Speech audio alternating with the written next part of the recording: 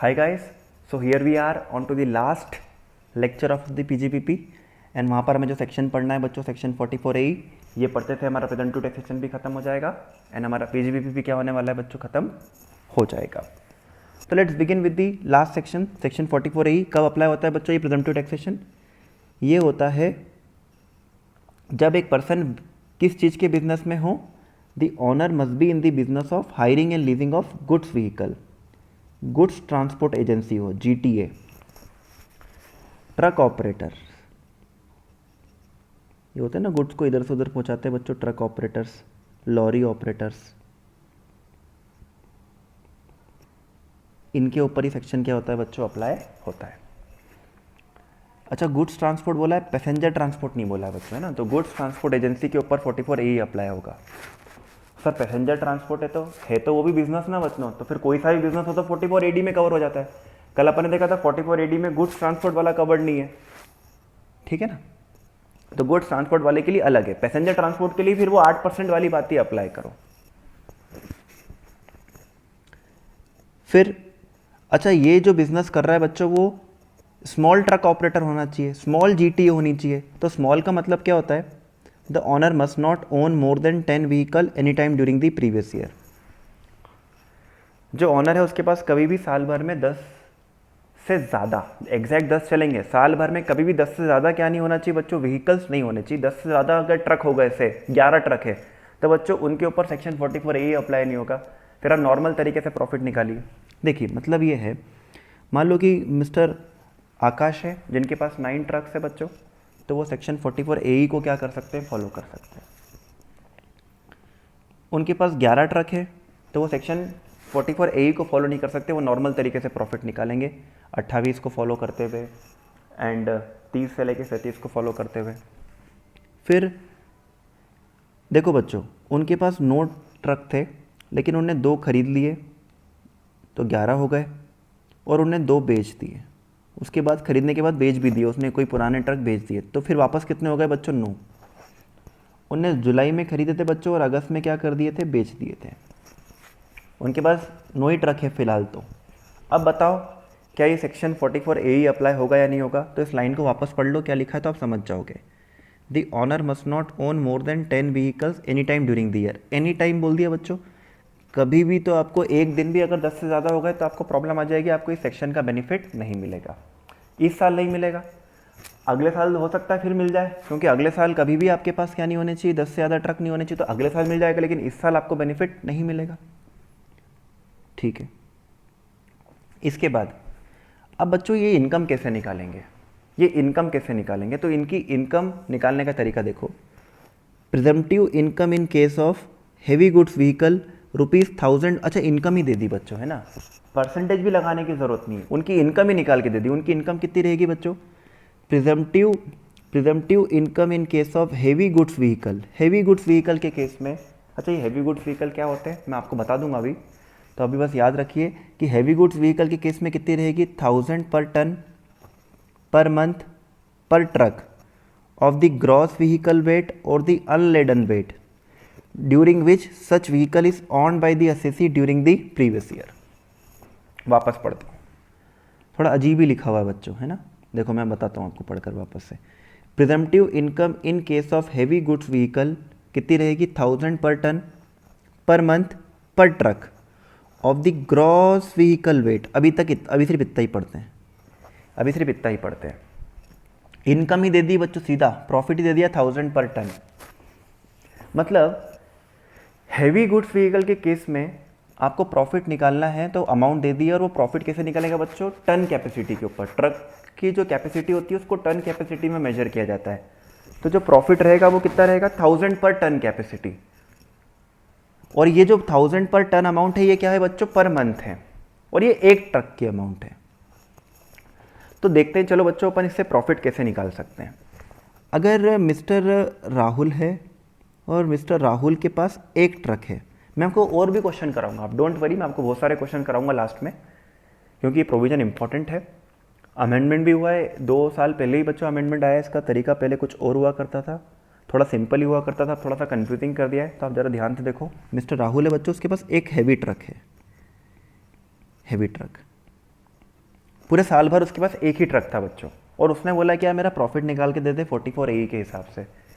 तो 44 AE के हिसाब से प्रॉफिट कितना रहेगा पता है उसका बच्चों, क्या है 1000 पर टन, 1000 पर टन। अब मैंने बोला राहुल यार तेरा जो ट्रक है ना हैवी ट्रक, उसकी कैपेसिटी कितनी है, तो वो बोलता है 13 टन की कैपेसिटी है। तो 1000 पर टन है बच्चों, तो इंटू कितना करना पड़ेगा 13। अच्छा ये जो प्रॉफिट है बच्चों 1000 पर टन पर मंथ है, यानी ये जो प्रॉफिट आया अभी एक महीने का है, इसका मल्टीप्लाई किससे करना पड़ेगा 12 महीने से करना पड़ेगा। और क्या बोला है पर ट्रक, यानी ये एक ही ट्रक के लिए लिमिट है, और इसके बाद ये है भी एक ही ट्रक, तो बच्चों इसका मल्टीप्लाई मैंने किससे कर दिया, एक से कर दिया। तो 1000 इंटू 13, कैलकुलेटर निकालना ही पड़ेगा अब तो, 1000 इंटू 13 इंटू 12, तो बच्चों ये कितना आ जाएगा 1,56,000 ये आ चुका है उसका प्रॉफिट। प्रॉफिट ही निकल दिया बच्चों अपन ने सीधा। चलिए फिर देखो मिस्टर राहुल के पास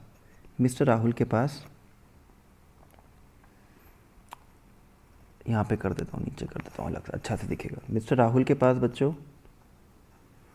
2 ट्रक है, और दोनों हैवी ट्रक है, और उनकी जो कैपेसिटी है ना वो 14 टन की है। उनका प्रॉफिट निकाल के दिखाओ, कैसे निकालेंगे प्रॉफिट उनका। तो बच्चों 1000 पर टन है, तो 14 टन की कैपेसिटी तो था, और ये पर मंथ है, पूरे साल भर थे उनके पास, तो अपन ने इंटू कितना कर दिया बच्चों 12। ये तो एक ट्रक है ना, इस अब उनके पास कितने ट्रक है 2, तो ये पर ट्रक की लिमिट थी, तो इंटू कितना करना पड़ेगा 2 भी करना पड़ेगा। तो 1000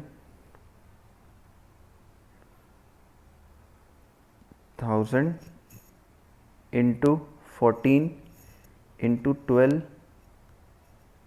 1000 इंटू 14 इंटू 12 एंड इंटू 2, 336 ये आएगा बच्चों आंसर। ये इनका प्रॉफिट आ गया। आप ऐसे भी करोगे तो सेम ही आएगा ना बच्चों, इंटू 1 करोगे, एक ट्रक का अलग निकालो फिर दूसरे ट्रक का अलग निकालो, 14 इंटू 12 इंटू 1, ठीक है ऐसा भी कर सकते हो। ऐसा करने की ज़रूरत कब पड़ेगी ज़रा समझो, ऐसे करने की ज़रूरत पड़ेगी जब राहुल के पास 2 ट्रक है, पूरे साल भर उसके बाद 2 ही ट्रक थे बच्चों। अब है ना उसने उसके बाद जो 2 ट्रक थे ना, तो उसमें से एक ट्रक की कैपेसिटी 13 टन थी और एक की कितनी थी 14 टन, और वो बोलता है प्रॉफिट निकाल के दो। तो कैसे निकालोगे बच्चों, पहले ये वाले ट्रक का निकाल लो, 1000 इंटू 13, और ये पर मंथ था बच्चों, इंटू कितना करेंगे 12। अच्छा अगर ट्रक की टन कैपेसिटी चेंज होगी तो प्रॉफिट क्या हो जाएगा, चेंज हो जाएगा, क्योंकि 1000 पर टन है। तो 1000 इंटू 13 इंटू 12, अब इसका मल्टीप्लाई 2 से मत करना, ये तो अपन अब इस इंडिविजुअल का निकाल रहे हैं। फिर इसका कितना आ जाएगा 1000 इंटू 14 इंटू 12 इंटू 1 इंटू 1 करने की ज़रूरत ही नहीं बच्चों, है ना। तो ये दोनों का आंसर आएगा, इन दोनों को क्या कर देना प्लस कर देना, तो क्या निकल कर आ जाएगा उसका प्रॉफिट, ठीक है। तो इसका प्रॉफिट आ जाएगा इस तरीके से। अब देखो बच्चों इधर ध्यान से देखो, राहुल के पास, मैं बहुत सारे क्वेश्चन करा ही देता हूँ ना आपको, अभी के अभी करा देता हूँ। राहुल के पास एक ट्रक था, 1 अप्रैल के दिन उसके पास एक ट्रक था, जिसकी कैपेसिटी अपन ले लेते हैं बच्चों 14 टन। अब ये ट्रक तो पूरे साल भर था। फिर उसने एक ट्रक परचेज़ किया बच्चों 6 जून को, एक और एक ट्रक परचेज़ कर लिया। कब परचेज़ करा है 6 जून को, और उसकी कैपेसिटी है 15 टन, एक बड़ा ट्रक परचेज़ कर लिया। अब राहुल का अपन को प्रॉफिट निकालना है, तो चलो अपन निकालते हैं। पहले नहीं जो अप्रैल से उसका निकाल लेते हैं बच्चों, वो सिंपल है। तो अप्रैल वाले का निकाल लूँ, 1000 पर टन है तो 1000 इंटू कितना करूँगा 14, 1000 पर टन पर मंथ है तो इंटू कितना करूँगा बच्चों 12, पूरे 12 महीने तक अप्रैल से लेके मार्च तक।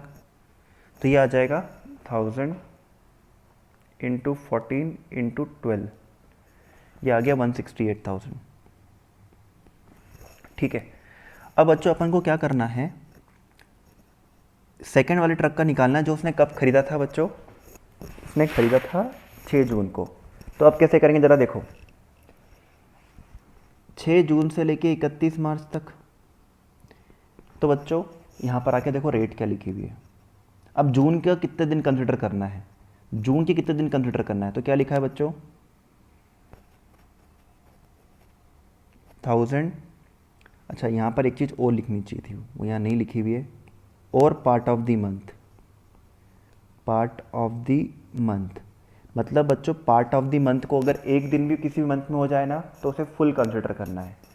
तो यहाँ पर देखो क्या हो चुका है, यहाँ पर क्या हो चुका है 6 जून है, तो बच्चों जून को पूरा कंसिडर करेंगे। तो जून से लेके भले ही अगर 29 जून भी होता ना बच्चों, 30 जून भी होता है, यानी जून का एक दिन भी हो जाएंगे, तो पूरे जून मंथ का प्रॉफिट आपको कैलकुलेट करना है। ये बात याद रखना। आप बोलोगे सर ये तो बहुत नाइंसाफी है, जून में एक दिन था फिर पूरे जून मंथ को क्यों कंसिडर कर रहे हो। देखो बच्चों ये पूरा अजम्पशन का खेल चल रहा है ना, ये पूरा अजम्पशन का, उन्होंने जो प्रॉफिट निकाल के दिया वो एक अज्यूम फिगर निकाल के दे रहे ना बच्चों, तो सब कुछ अज्यूम करके ही चल रहे, तो उन्होंने जो बोला है वो बात आपको माननी पड़ेगी। जून में एक दिन भी हो जाएंगे बच्चों तो पूरे जून का आपको प्रॉफिट क्या करना है, कैलकुलेट करना है। तो कितना कर दूं बच्चों इसको मैं 1000 इंटू 15 इंटू पहले 12 नहीं करूंगा, अब कितना करूंगा, जून से लेके मार्च तक 10 होता है, तो ये आ जाएगा बच्चों 1,50,000। दोनों को क्या कर देंगे अपन प्लस कर देंगे तो इनका प्रॉफिट आ जाएगा। ठीक है। मिस्टर राहुल के पास 3 ट्रक है, 3 ट्रक है जिनकी कैपेसिटी थी 14 टन। उसने 16 अगस्त के दिन एक ट्रक बेच दिया, एक ट्रक क्या कर दिया बच्चों, सेल कर दिया। अब वो बोलता है कि मेरा प्रॉफिट निकाल के दो, साल भर का कितना प्रॉफिट रहेगा। तो देखो बच्चों इस 3 में से 2 ट्रक तो साल भर थे, तो पहले अपन 2 ट्रक की बात कर ले। तो 1000 इंटू 14 इंटू 12 इंटू 2, इसमें कोई दिक्कत है ना। ये कैसे करा बच्चों, आप मैंने 2 ट्रक की बात क्यों करी पहले, क्योंकि 2 ट्रक तो साल भर थे ना, तो 12 महीने से मल्टीप्लाई होगा दोनों का, तो मैंने ऐसे सॉल्व कर लिया बच्चों। फिर अब बच्चा बच्चों एक ही ट्रक, तो एक ट्रक कब बेचा था मैंने 16 अगस्त को, तो अप्रैल मई जून जुलाई और पार्ट ऑफ द मंथ, यार अगस्त का एक दिन भी होगा तो अगस्त को भी काउंट करना पड़ेगा, यानी कितने मंथ बच्चों 5 मंथ। तो इस ट्रक का 5 महीने का प्रॉफिट भी लेना पड़ेगा। तो 1000 इंटू 14 इंटू 5 इंटू एक ही ट्रक था, तो जो भी आएगा दोनों को क्या करना पड़ेगा बच्चों, प्लस करके प्रॉफिट निकालना पड़ेगा। आई बात समझ में। इस तरीके से क्या होता है, कैलकुलेशन होता है। आप ऐसा भी कर सकते हो, फिर आप अगर आपको थोड़ा सा लेबर वर्क करने ज़्यादा अच्छा लगता है बच्चों, दिमाग लगाना पसंद नहीं है, तो 3 ट्रक थे ना उसके पास, तो 3 में से 2 तो पूरे साल भर थे, तो एक ट्रक तो उसका भी 12 महीने का निकालो, एक ट्रक का भी किसका निकालो 12 महीने का निकालो, और तीसरे में ट्रक का जो था बच्चों उसके लिए कितना करना पड़ेगा आपको,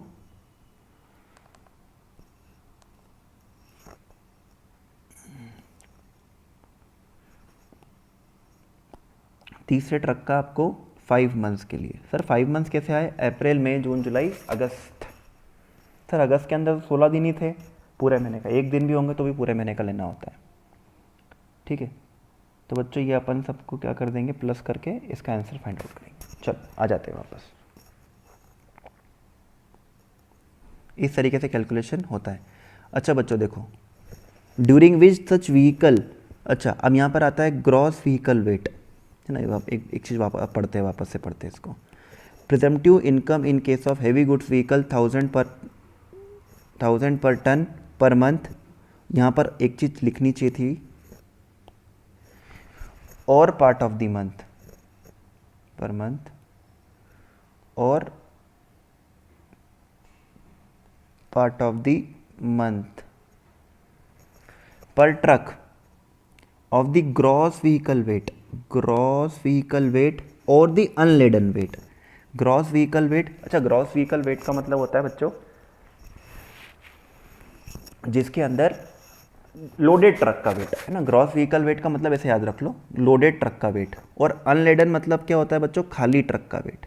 खाली ट्रक है ना, कोई गुड्स लोडेड नहीं है तो वेट जो होता है उसको अनलेडन वेट बोलते हैं। कोई और कुछ गुड्स लोडेड होता है तो बच्चों उसको क्या बोलते हैं, ग्रॉस लेडन वेट या ग्रॉस व्हीकल वेट। अब बात ये आती है, अब बात ही आती है कि सर हम अगर क्वेश्चन में दोनों गिवन रहेगा, ग्रॉस व्हीकल वेट गिवन रहेगा और अनलोडेड वेट गिवन रहेगा, तो हमें कौन सा लेना है, क्योंकि टर्न कैपेसिटी चेंज हो जाएगी बच्चों। अगर लोडेड रहेगा गुड्स तो टर्न कैपेसिटी चेंज हो जाएगी और अनलोडेड रहेगा तो कैपेसिटी चेंज हो जाएगी।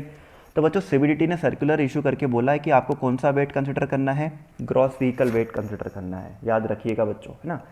अनलेडन वेट तभी कंसिडर करना है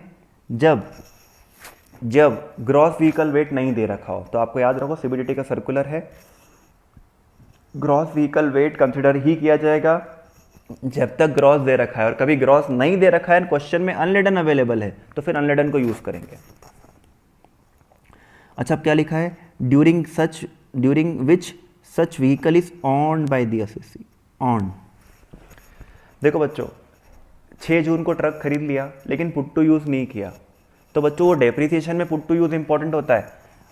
आपने जुलाई में पुट टू यूज किया ट्रक को बच्चों, ठीक है, तो आप मुझे बताओ कि हमें प्रॉफिट कहाँ से कैलकुलेट करना है, जून से या जुलाई से। बच्चों जून से करना पड़ेगा। ऑन तो कब से चालू कर दिया था आपने, जून से ना, दैट्स इट, बात खत्म हो जाती है। अच्छा एक चीज़ और बताओ बच्चों, आपको कंफ्यूज करेंगे, वो बोलेंगे 3 महीने ट्रक जो था वो रिपेयर होने पे गया था। आपके पास ट्रक है लेकिन 3 महीने से वो रिपेयर हो रहा है, 3 महीने का प्रॉफिट कैलकुलेट करना है नहीं करना है। अरे रिपेयर होने गया उससे क्या फ़र्क पड़ता है बच्चों, ऑन तो अपन करते हैं ना, ऑन तो अपन करते हैं ना उस टाइम पे। तो भला ही वो ट्रक चल रहा हो नहीं चल रहा हो, रिपेयर हो रहा हो, उससे कोई फ़र्क नहीं पड़ता। आपको उस टाइम पीरियड जब तक आप ऑनरशिप है आपकी ट्रक के आपके पास, आपको क्या करना पड़ेगा, प्रॉफिट कैलकुलेट करना ही पड़ेगा। तो सर ये तो बहुत अजीब ही हो गया, ट्रक चल नहीं रहा है फिर भी प्रॉफिट कैलकुलेट करना पड़ेगा। तो बच्चों ये कौन सा सही है, 1000 पर मंथ जो उन्होंने एजम्पशन ही तो लिया है ना एक तरीके से, सब काम यहाँ पर एस्टिमेशन पे चल रहा है, तो फिर दिमाग लगाओ ही मत ना उसमें, ठीक है। ये हमको स्पेसिफिकली लिख लिया बच्चों, यहाँ पर ऐसा लिख लेना आप लोग, क्या लिख लेना, पुट टू यूज़ की डेट से कोई मतलब नहीं है, पुट टू यूज़ की डेट से कोई मतलब नहीं है। जब से आप ऑन करते हो तब से आपको प्रॉफिट कैलकुलेट करना है, और रिपेयर होने गया है तो भी लोड मत लेना बच्चों, ऑन तो आप करते ही हो ना। अच्छा एक बात और याद रख लेना, वो डेप्रिसिएशन में पुट टू यूज़ इंपॉर्टेंट है, असेट खरीदना और उसको इंस्टॉल करना यानी पुट टू यूज़ करना इंपॉर्टेंट होता है वहाँ पर। अब कहीं की बात कहीं पर अप्लाई मत करना बच्चों। क्या लॉ मेकर्स बच्चों क्या है, जो वर्ड यूज़ कर देते हैं ना उसके हिसाब से पूरी कहानी चेंज हो जाती है। ये तो बच्चों था हैवी ट्रक। अब बात करते हैं अदर देन हैवी ट्रक की। In case of other than heavy truck, बच्चों अदर देन हैवी ट्रक के केस में प्रॉफिट कैसे निकालेंगे, 7500 पर मंथ और part of the month for with the vehicle is owned by the assessee. देखो heavy नहीं है यानी हैवी ट्रक नहीं, लाइट ट्रक है बच्चों, लाइट ट्रक है ना। तो देखो उसमें क्या बोला है, 7500 पर मंथ, मतलब वो उसमें टन कैपेसिटी से मतलब ही नहीं है। अगर लाइट ट्रक है तो टन कैपेसिटी से कोई मतलब नहीं, टन का लेना देना ही नहीं है। 7500 पर मंथ और पार्ट ऑफ द मंथ करना है for with the vehicle is owned by the assessee. देखिए कैसे होगा जरा देखो, अगर उसके पास लाइट ट्रक है बच्चों, उसके पास लाइट ट्रक है, पहले मैं बता देता हूँ आपको कि हैवी ट्रक बोलते किसको है ना। ये देखो बच्चों क्या लिखा हुआ है, heavy truck, heavy vehicle means for gross vehicle wait exceed 12000 kg, यानी 12 टन को एक्सीड कर जाता है। 12 टन को क्या कर जाता है बच्चों, एक्सीड कर जाता है, मतलब 12 टन तक कैपेसिटी है तो उसको लाइट बोलूंगा, 12 टन से ज़्यादा कैपेसिटी है तो उसको क्या बोलूंगा बच्चों, हैवी बोलूंगा।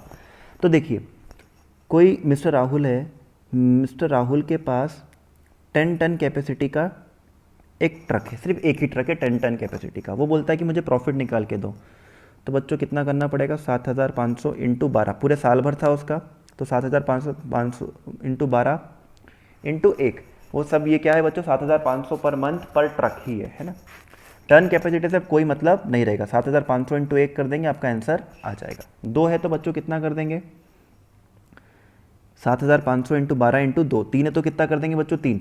अच्छा इधर देखो बच्चों, अगर उसके पास तीन लाइट व्हीकल है, एक 10 कैपेसिटी का, एक 11 का और एक 12 का। अच्छा 12 तक भी होगा तो बच्चों से क्या मानना है, एग्जैक्ट 12 तक भी क्या मानना है, लाइट ही मानना है, क्योंकि वर्ड क्या यूज़ किया है, ग्रॉस व्हीकल वेट एक्सीड्स 12000, तो 10 11 12 है, 3 ट्रक है बच्चों उसके पास, 3। तो आपको अलग अलग कैलकुलेशन करने की ज़रूरत ही नहीं है, क्योंकि वहाँ टन कैपेसिटी से कोई मतलब नहीं होता। 7500 इंटू 12 इंटू कितना कर देंगे 3, ये आ जाएगा आपका आंसर।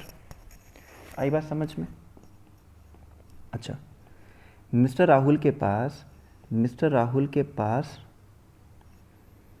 2 ट्रक है लाइट, जो वो 1 अप्रैल से ऑन करता है, और एक ट्रक है बच्चों उसके पास लाइट, और उसने जो ख़रीदा है वो ख़रीदा है 7 सितंबर को। तो क्या करेंगे अपन, इन दो ट्रक का कैलकुलेशन कैसे करेंगे, 7500 इंटू 12 इंटू 2 है ना, 7500 पर मंथ पर ट्रक है और पार्ट ऑफ दी मंथ है, वहाँ पे टन कैपेसिटी से मतलब ही नहीं है। तो 7500 इंटू 12 इंटू 2, और ये लाइट है ना बच्चों, क्या करना पड़ेगा 7500 इंटू 12 नहीं करना है बच्चों, सितंबर है ना, तो सितंबर को भी काउंट करेंगे, सितंबर, अक्टूबर, नवंबर, दिसंबर, जनवरी, फरवरी और मार्च।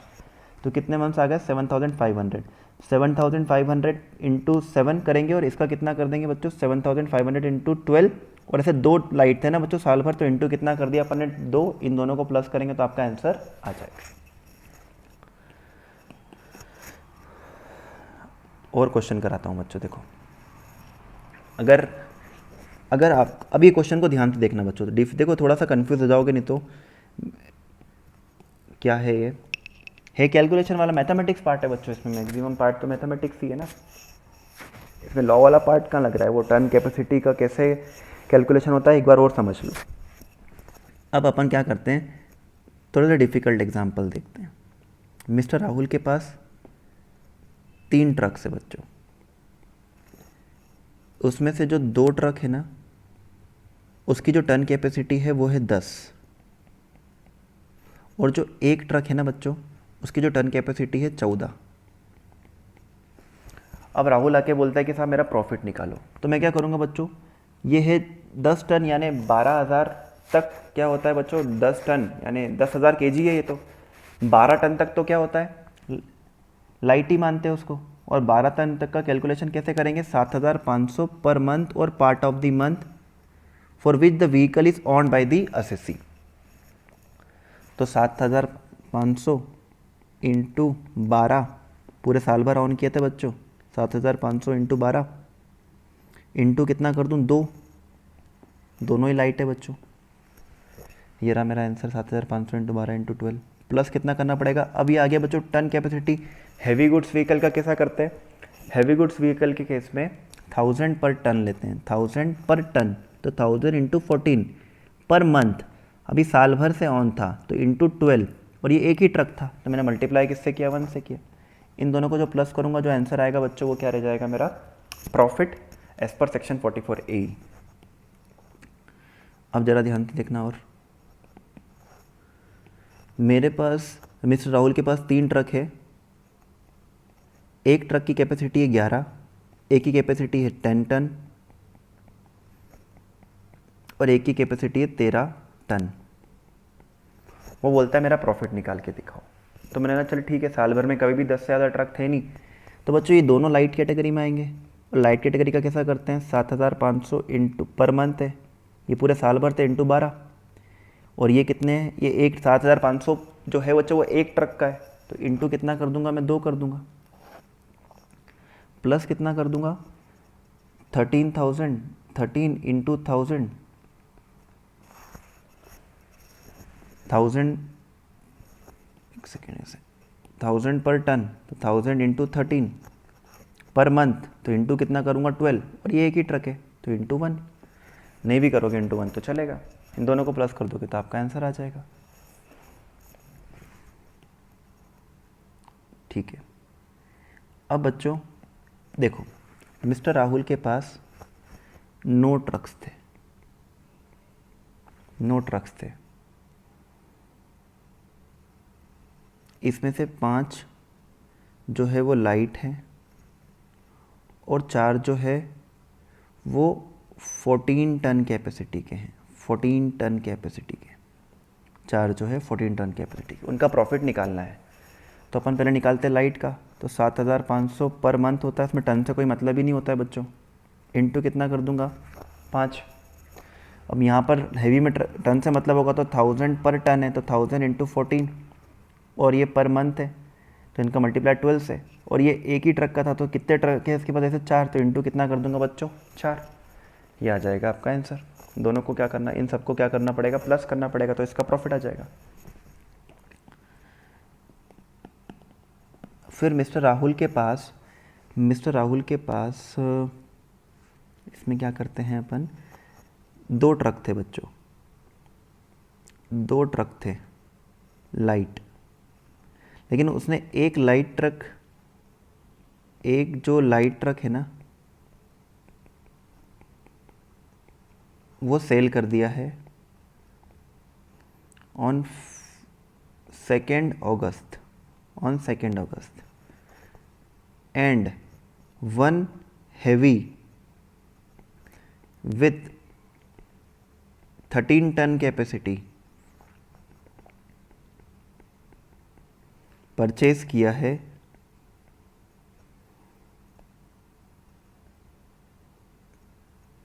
1 सितंबर को, 1 सितंबर को। देखिए बच्चों, अब ध्यान से देखना है क्वेश्चन।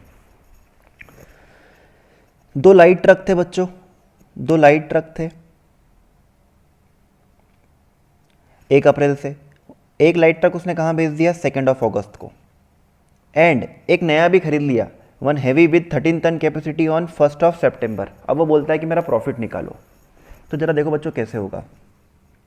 2 लाइट ट्रक थे, तो 2 में से एक लाइट ट्रक तो बच्चों पूरे साल भर था ना, तो पहले फर्स्ट वाले लाइट ट्रक का कैलकुलेशन करते हैं। तो 7500 इंटू कितना हो जाएगा बच्चों, 12, 7500 इंटू 12, ये फर्स्ट वाले लाइट ट्रक का आंसर आएगा। फिर जो सेकेंड लाइट ट्रक था जो उसने बेच दिया था, है ना, सेकेंड लाइट ट्रक कब बेच दिया बच्चों, 2 अगस्त को बेच दिया। तो अप्रैल में, जून, जुलाई और अगस्त, 5 महीने का तो उसका ही प्रॉफिट निकालेंगे ना। तो 7500 इंटू कितना करेंगे बच्चों, 5। ये किसका आ गया, ये फर्स्ट लाइट का, ये फर्स्ट लाइट का, ये आ गया सेकेंड लाइट का। दोनों का अलग अलग क्यों करना पड़ा बच्चों, क्योंकि एक को अपन ने साल के बीच में ही बेच दिया, और फिर अब उसके पास वो एक और एक ट्रक का मालिक बन चुका है। अब वो हैवी ट्रक खरीदा उसने, तो वो हैवी ट्रक कहाँ से खरीदा बच्चों, सितंबर से। तो सितंबर से उसका प्रॉफिट भी क्या होगा, ऐड होगा।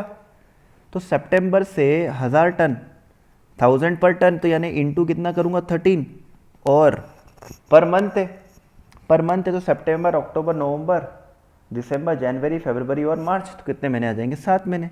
और ये एक ही ट्रक था तो इंटू कितना कर देंगे, 1। ये तीनों को प्लस कर देंगे तो आपका आंसर आ जाएगा। इतना प्रॉफिट उसको क्या करना पड़ेगा बच्चों, शो करना पड़ेगा। ठीक है, एक लास्ट क्वेश्चन, एक लास्ट क्वेश्चन और करते हैं बच्चों। जिसको समझ में नहीं आया वो वापस देख लेना। मिस्टर राहुल है, उसके पास टोटल 9 ट्रक्स है, 9 ट्रक्स है। इसका बाइफर्केशन ऐसा है, 8 लाइट ट्रक्स है और एक हैवी है 13 टन। ये उसकी स्थिति है। कब बच्चों, 1 अप्रैल की, 1 अप्रैल की।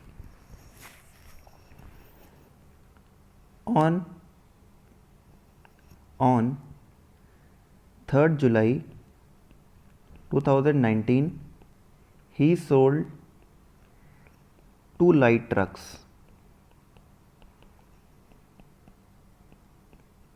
He sold 2 light trucks,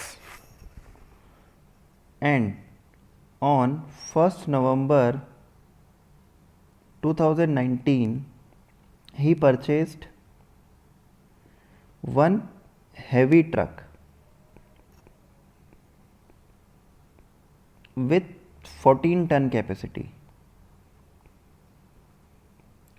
14 ton capacity. अब उसका अपन को क्या निकाल के देना है बच्चों, प्रॉफिट निकाल के देना है। ये मैक्सिमम लेवल आ गया बच्चों, है ना, ये मैक्सिमम लेवल आ गया।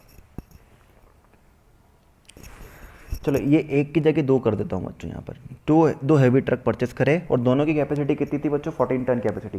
देखो बच्चों वो बच गया, क्यों, क्योंकि उसके पास 9 ट्रक थे ना, उसने पहले 2 बेचे, तो 9 से 2 बेचे तो उसने क्या हो गया, 7 हो गए, और फिर 2 खरीदे तो कितने हो गए बच्चों, फिर से 9 हो गए। लेकिन वो क्या करता, पहले खरीद लेता और फिर बेचता, तो वो 9 + 2 हो जाते तो कितने हो जाते, 11। तो फिर उसके ऊपर 44A का सेक्शन अप्लाई नहीं होता बच्चों, फिर उसका नॉर्मल तरीके से प्रॉफिट निकालना पड़ता। देखो कैसे होने वाला है क्वेश्चन, इधर देखो, नहीं तो फिर आपको दिक्कत आ जाएगी। अब ये थोड़ा सा डिफिकल्ट कैलकुलेशन पार्ट होता है बच्चों।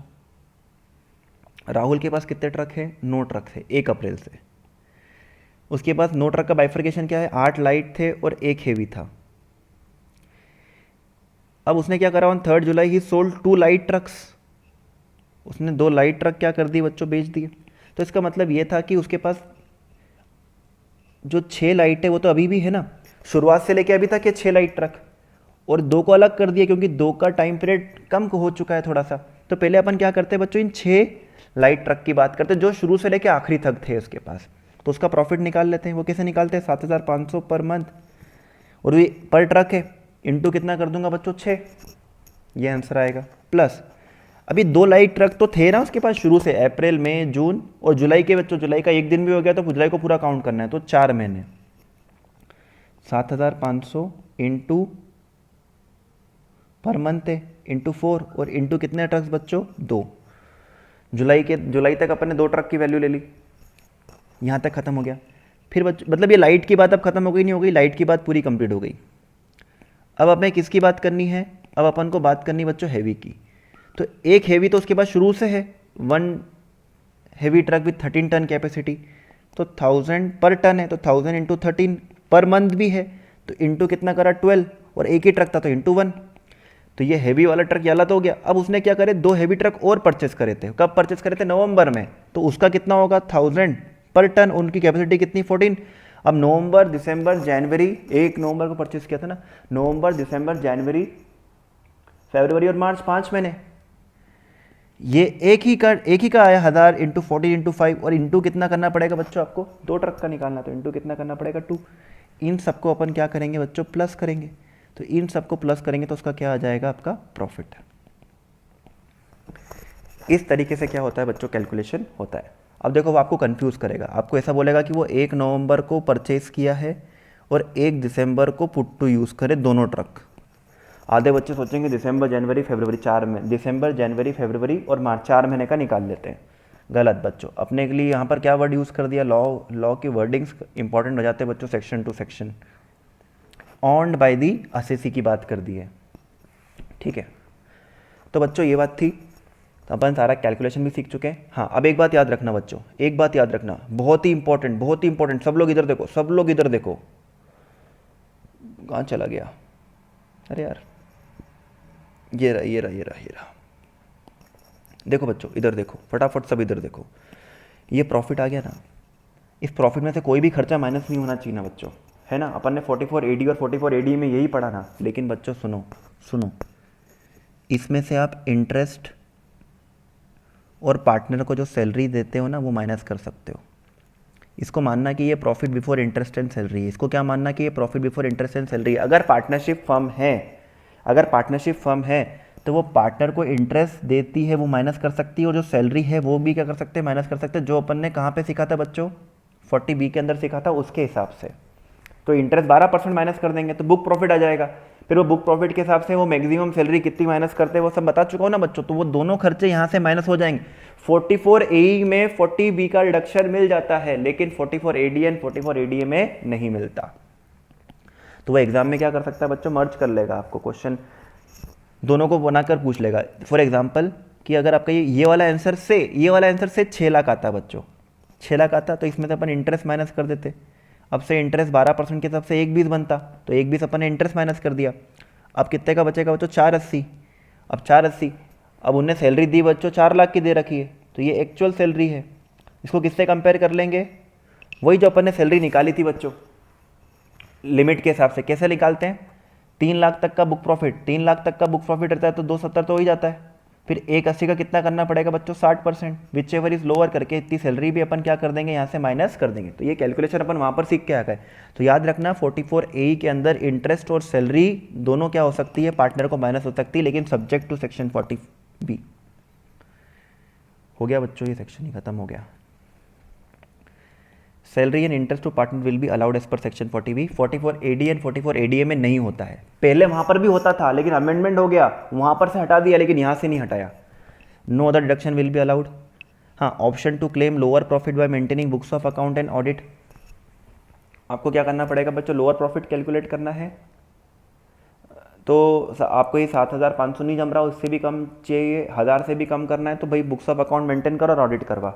अच्छा, अपने वो भी वहाँ पर भी याद रख लो बच्चों, 44 AD में आप चाहते हो कि 8% या 6% से कम शो करे तो ऑडिट करवाना ही है, करवाना ही, कुछ भी हो जाए, कितना भी टर्नओवर, उससे कोई फर्क नहीं पड़ेगा। आप बोलना चाहते हो कि मैं 2% प्रॉफिट शो करना चाहता हूँ बस, तो फिर ऑडिट करवाना पड़ेगा भाई, क्योंकि तू 2% शो करना चाह रहा है, इतना कम प्रॉफिट हुआ है, उसकी जेन्यूननेस क्या करनी पड़ती है बच्चों, प्रूफ करनी पड़ती है।